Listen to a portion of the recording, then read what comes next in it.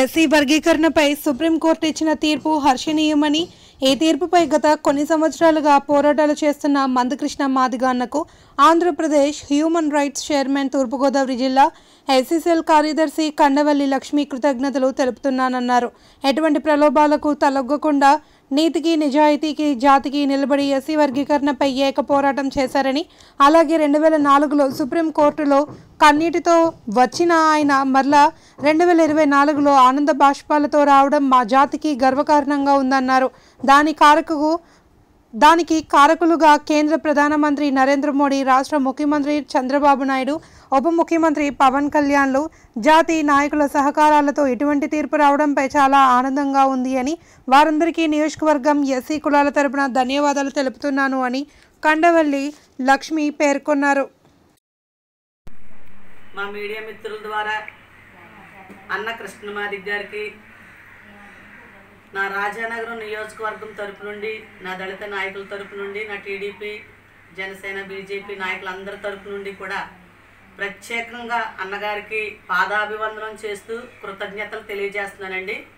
ఎందుకంటే నిన్న సుప్రీంకోర్టు తీర్పు ఏబీసీ వర్గీకరణ మాకు అనుకూలంగా ఇవ్వడానికి ముఖ్య కారకులు అన్న కృష్ణ మాదిగ గారు.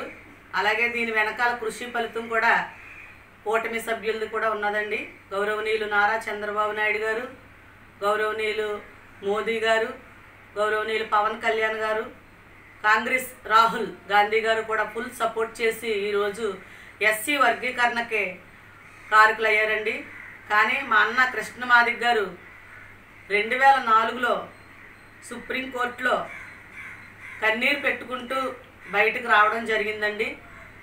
నిజంగా ఆ విషయం తలుచుకుంటే ఆయన చాలా ఒడిదుడుకులు ఎదుర్కొని, ఆయనతో ఉన్న వ్యక్తులే కొంతమంది వ్యక్తిగత విమర్శలు చేస్తూ, ఆయన ఎన్నో ప్రలోభాలు సృష్టిస్తూ, ఈయనేం చేస్తాడు కృష్ణ అన్నట్టు మాట్లాడడం, డబ్బులకి అమ్ముడైపోతాడని కొంతమంది ఆయనతో ఉండి కూడా పక్కకి వెళ్ళిపోవడం జరిగిందండి. కానీ నీతి నిజాయితీగా మాటలకు కట్టుబడి, జాతికి కట్టుబడి కృష్ణన్న గారు ఏక పోరాటం చేశారండి. ఈ విషయంలో ఈరోజు 2004లో ఎక్కడైతే కన్నీరు పెట్టుకొని కోర్టులో నుంచి బయటికి, సుప్రీంకోర్టులో నుంచి బయటకు వచ్చారో, ఈ 2024లో అదే సుప్రీంకోర్టులో నుంచి ఆనంద బాష్పాలతో సంతోషంగా అడుగు పెట్టారు మా అన్న కృష్ణ మాదిగ గారు.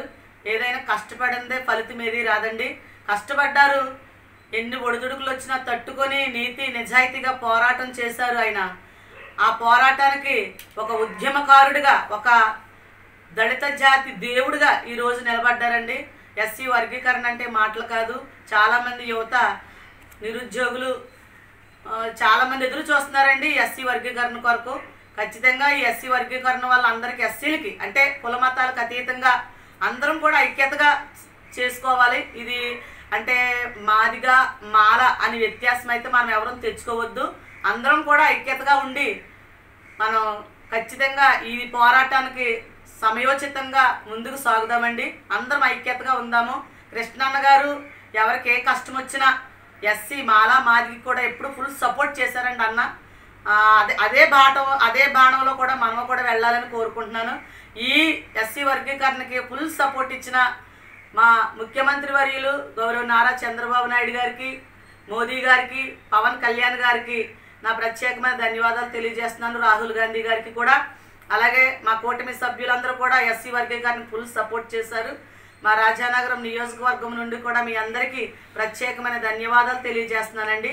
మా అన్న కృష్ణ మాదిగ అన్నగారికి ప్రత్యేకంగా పాదాభివందనాలు తెలియజేసుకుంటున్నాను.